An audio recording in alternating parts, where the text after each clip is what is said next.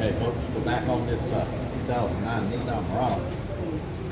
I have all three of the front coil packs, plugs changed. I've also got all three of the back changed and reinstalled. All these plugs are supposed to be gapped at 43 thousandths. This is the one that usually, almost always on these Muranos, give trouble. Number 3. I don't know why, but it just seems to be that's the one that gives the issue. To get this intake off, you've got a stud here and a stud here.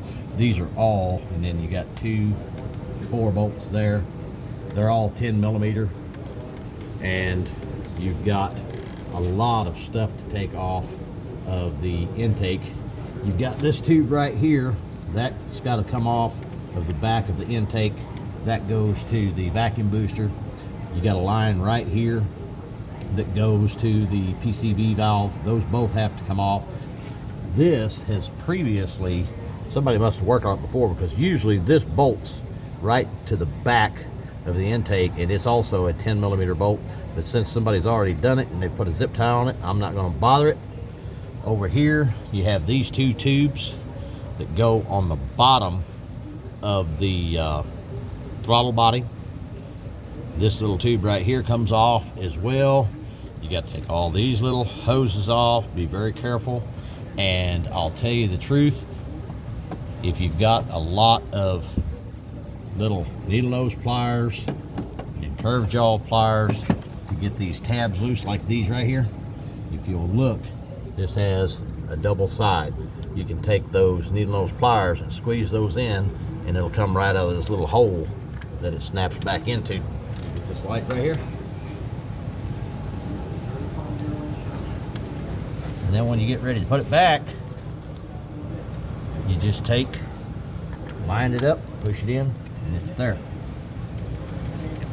Now, all of these, each one of those have a little tab right here. You just push down on it and that'll slide right off. And that's the same in the front and the rear. Now what I've got to do is put the intake back on. I got to clean this, clean all of this, get it all clean. And if you'll look here, this is the intake. This is the intake. There's the bottom of it. I'm going to make sure that all of this is clean. See all this dirt? That's carbon buildup. The gas that we get today is bad about that.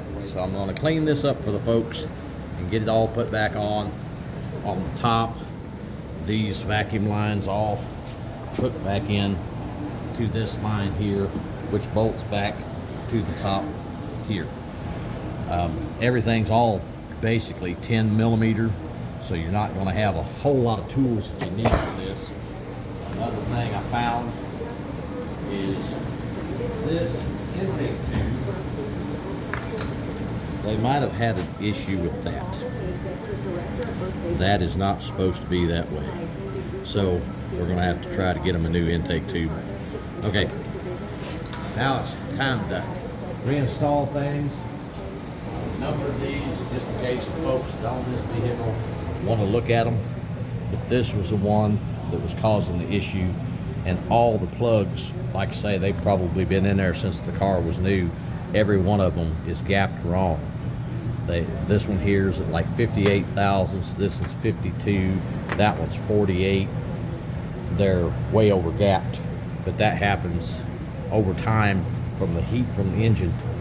But anyway, we're going to try to get this thing back on the road for folks. And again, we appreciate you guys watching. You know, it means a lot to us. It helps us out. If you want to like it, share it, comment on it, feel free, whether it's good or bad. We don't care. We just appreciate it. Thank you.